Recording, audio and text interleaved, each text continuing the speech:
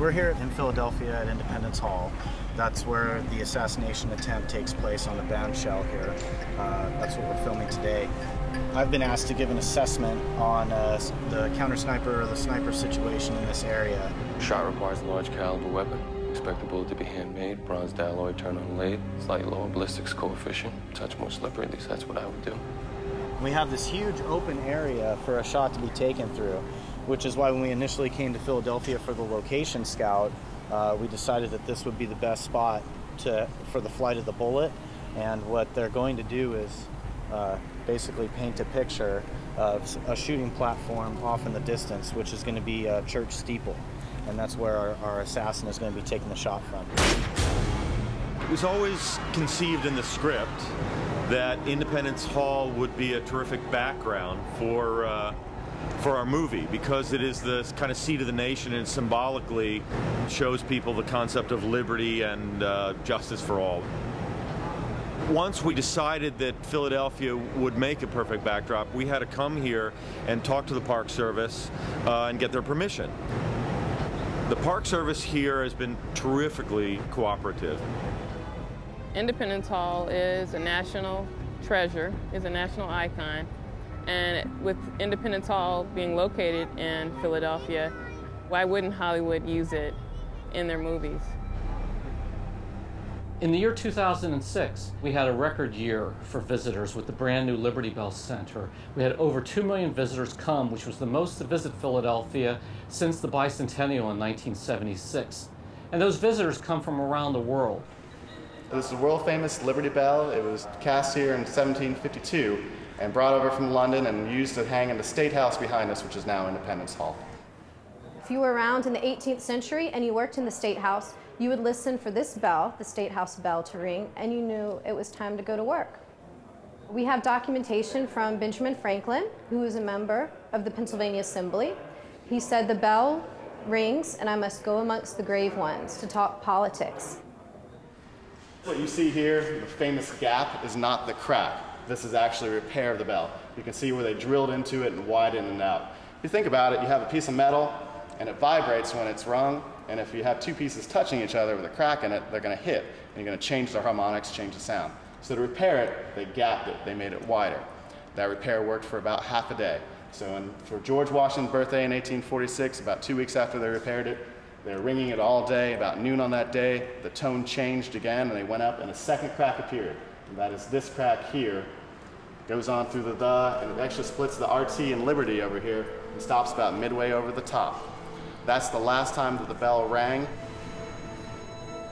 It's an important symbol to many people for liberty and freedom. During World Wars I and II, the bell would toll 7 times for the 7 letters in liberty over the radio to remind us what soldiers were overseas fighting for. And it continues to remind us what our armed forces are fighting for. Independence Park is significant because it contains Independence Hall, the place where the Declaration of Independence and the Constitution of the United States were both debated and approved. And it really serves as the symbol, if you would, of the birthplace of our country. The building was originally built as the Pennsylvania State House. They began building it in 1732, which incidentally is the same year that George Washington was born. It was built to serve as the state capital. Once upon a time, Philadelphia was the state capital of Pennsylvania. But it was borrowed by delegates from the 13 colonies because they needed to talk about the problems that we were having with Great Britain. The Declaration of Independence was signed and adopted in the Assembly Room. The U.S. Constitution was signed and adopted in September of 1787 in the Assembly Room. And of course, that's the document we know today that governs us. We'd like to say that the Constitution was established inside of Independence Hall, but the question is, where do they ultimately test that Constitution? Well, the real testing of that document occurred in Congress Hall. That was the site where the U.S. Congress met from 1790 until the year 1800.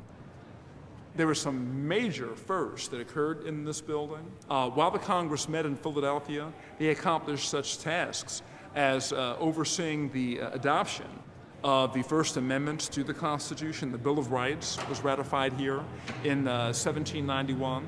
identifying basic liberties and freedoms that we cherish as U.S. citizens. While the Congress met here, they also established the U.S. Mint, which was responsible for establishing a uniform currency for the young nation. Prior to that time, the states were producing their individual currencies. It is also in this building where John Adams was formally inaugurated as the second president of the United States. Welcome to the Pennsylvania State Courtroom. This is where the State Supreme Court held sessions. The most significant event that happened in this room, though, had nothing to do with a court case. It had to do with what was once above the judge's platform. Obviously, this was an English courtroom once upon a time. We were under English rule. But on July 8th of 1776, the Declaration of Independence was read aloud to the public for the very first time out back of Independence Hall. The crowd was so excited that once they heard this Declaration of Independence, they stormed into this building, came into the courtroom, and tore down that King's coat of arms.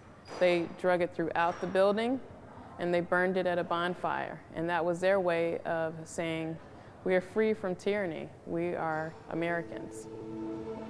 We have a dual mission, one of being sure to maintain so the future generations will be able to see Independence Hall, be able to come and see the Liberty Bell, but also to help educate people by why these important icons are important to people throughout this country.